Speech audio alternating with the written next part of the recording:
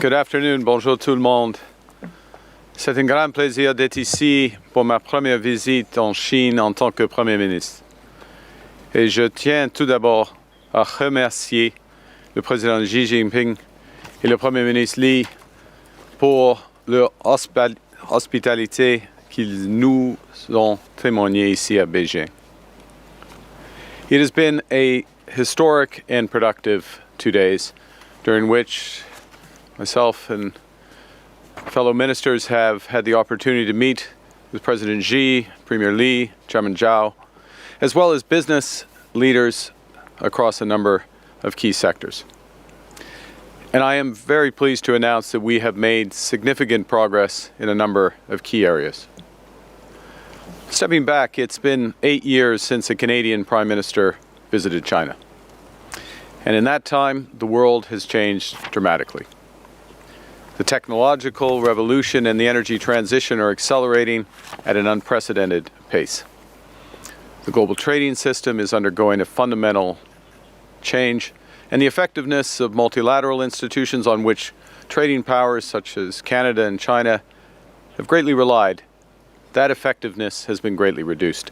This is happening fast, it's large, it's a rupture, it's not a transition. What we do now as Canada, how we position ourselves in the world, will shape our future for decades to come.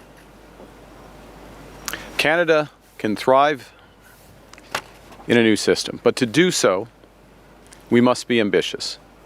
We must work at speed and scale to find new partners, to diversify our trade and attract unprecedented levels of investment in our country. And we must be pragmatic. That means we have to understand the differences between Canada and other countries, and then focus our efforts to work together where we're aligned. And it's with this approach that Canada is forging a new strategic partnership with China. China is the world's second largest economy. It contributes 1/3 to global growth. It's our second largest trading partner and our third largest investor. Two-way trade between our countries amounts to nearly $120 billion a year. There are 400,000 careers across Canada. Farmers in the prairies, manufacturers and engineers in Ontario and Quebec, fish harvesters in Atlantic Canada and British Columbia, they are all supported by trade with China. $20 billion in wages are earned each year by Canadians because of our existing trade relationship. And this is a relationship that has been distant and uncertain for nearly a decade. That has held back investment, it's stalled business growth, and cost Canadian workers good opportunities. And it has had the consequence of leaving us even more dependent on our largest trading partner. And that's why immediately after the election, Canada's new government began to recalibrate our relationship with China, strategically, pragmatically, and decisively. Peu après les élections, j'ai discuté avec le Premier ministre Li. 2 mois plus tard, nous nous sommes rencontrés à New York. En octobre, j'ai rencontré le président Xi en Corée du Sud. Avec un dialogue soutenu, constructif et pragmatique, notamment à travers les visites de nos ministres et les membres de notre caucus en Chine, nous renouvelons cette relation afin qu'elle génère des résultats ambitieux pour les populations des deux pays. Ours is a long-standing relationship. Canada was one of the first Western nations to recognize China in 1970. Over many decades, Chinese Canadians have helped build communities in every part of our country, from dynamic small businesses to schools and hospitals, straight through to innovation across advanced technologies. Partout en Chine, il y a des entreprises canadiennes comme Manuvie, CAE et la Banque de Montréal qui font affaires en Chine depuis longtemps. Leur présence ici bénéficie aussi évidemment à l'économie canadienne. Et j'aurai le plaisir de rencontrer plusieurs de ces entreprises plus tard dans la journée. Je serai heureux de leur parler des possibilités élargies qui s'offrent à elles. There are 2 million Canadians of Chinese descent, leaders across commerce, technology, and culture. Mandarin is Canada's fourth most spoken language. There is much to protect in this relationship and much on which to build and much to be gained. So leveraging our strengths and focusing on areas of alignment, Canada and China can create greater stability, security, and prosperity for both our nations. And to that end, President Xi and I are announcing that Canada and China are forging a new strategic partnership. It will focus on 5 key areas where both our nations stand to make substantial and sustained gains. The first is in clean energy and climate competitiveness, areas where Canada and China have immense strengths and complementary strengths. Second, we're expanding trade, particularly in agriculture and food, where Canada is a reliable partner. Third, our commitment to multilateralism and strengthening global governance comes at a time when all of this is in flux. Fourth, we're deepening engagement in public safety and security to protect our peoples. And finally, people-to-people ties and culture are being enhanced to enrich our lives. To begin, we're leveraging our strengths in energy, clean tech, and climate competitiveness. Canada is an energy superpower in both conventional and clean energies. We have an over 80% clean electricity grid with vast potential to power the clean economy of the future. La Chine est le leader mondial de l'énergie propre, produisant plus de 75% de toutes les batteries de véhicules électriques et plus de 80% des panneaux solaires et plus de 60% des éoliennes mondiales. Avec un partenariat renforcé tant dans le stockage que dans ce qui a trait à la production, nous pourrons coopérer pour réduire les émissions et stimuler de nouveaux investissements massifs dans les technologies et l'énergie propre. China's strengths in electric vehicle sector are undeniable. China produces some of the most affordable and efficient energy-efficient vehicles in the world. And in order for Canada to build our own competitive EV sector, we need to learn from innovative partners, access their supply chains, and increase local demand. And to help deliver the full potential of these partnerships and bring down costs for Canadians, Canada has agreed to allow up to 49,000 Chinese electric vehicles into the Canadian market, with the most favored nation tariff rate of 6.1%. This is a return to the levels that existed prior to recent trade frictions. But it's a return under an agreement that promises much more for Canadians. It's expected that within 3 years, this agreement will drive considerable Chinese investment in Canada's auto sector, creating good careers in Canada and accelerating our progress towards a net zero future and the auto industry of the future. With this agreement, it's also anticipated that within 5 years, more than 50% of these vehicles will be affordable EVs with an import price of less than $35,000. Over the next 15 years, Canada intends to double our energy grid through major investments in hydro, nuclear, solar, and wind power. That creates tremendous opportunities for Chinese partnerships in these investments, including in energy storage and offshore wind. On the other hand, Canada is developing our oil and natural gas reserves, one of the world's largest, to be the lowest risk, lowest cost, and lowest carbon. Last June, we exported our first LNG shipment to Asia, and we're scaling up quickly, making major investments in streamlining approvals. By 2030, Canada will produce 50 million tons of LNG each year, all of which will be destined for Asian markets.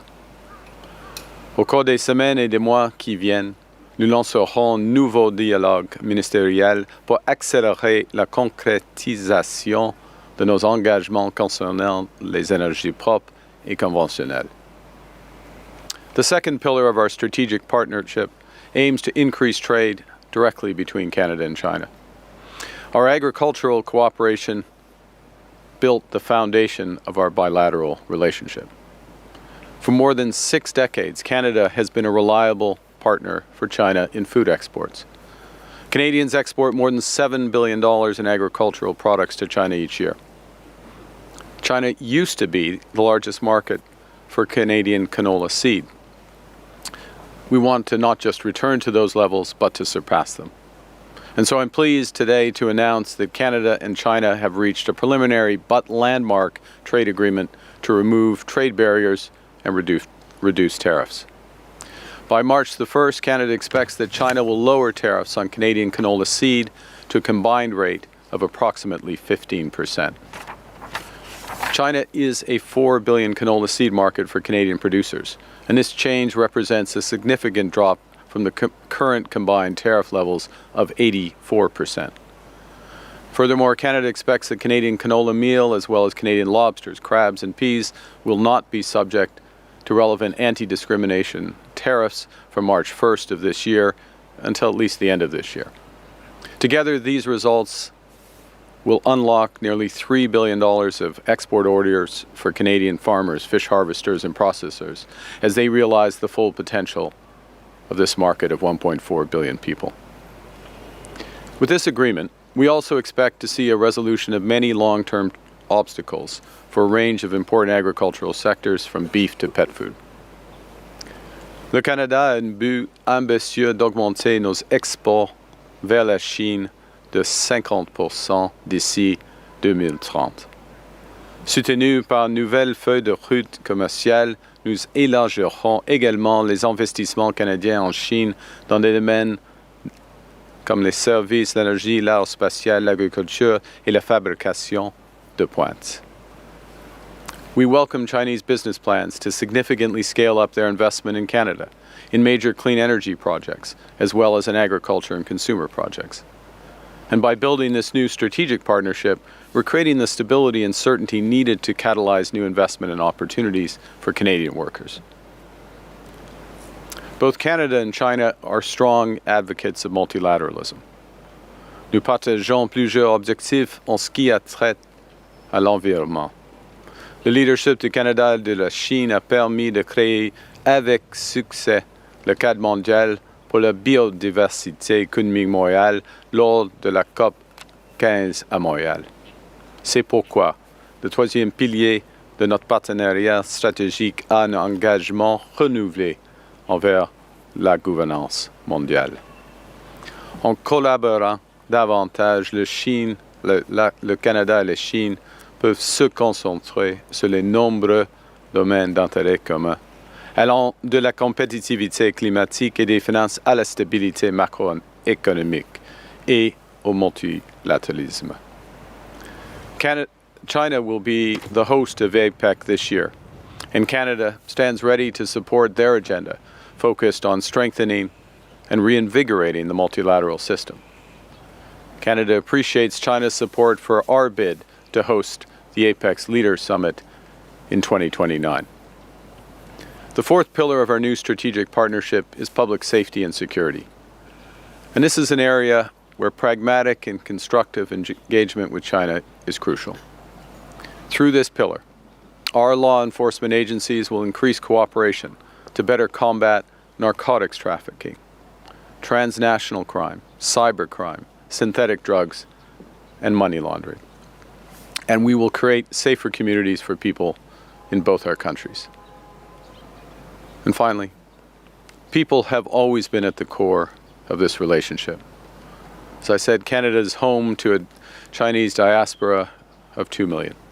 Over 300,000 Chinese visitors came to Canada in 2024. China is Canada's 7th largest source of tourism.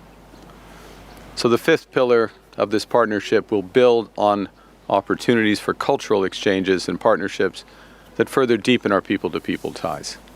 That means museums, digital content creators, visual artists, and other creative professionals in our respective countries will have new opportunities to collaborate.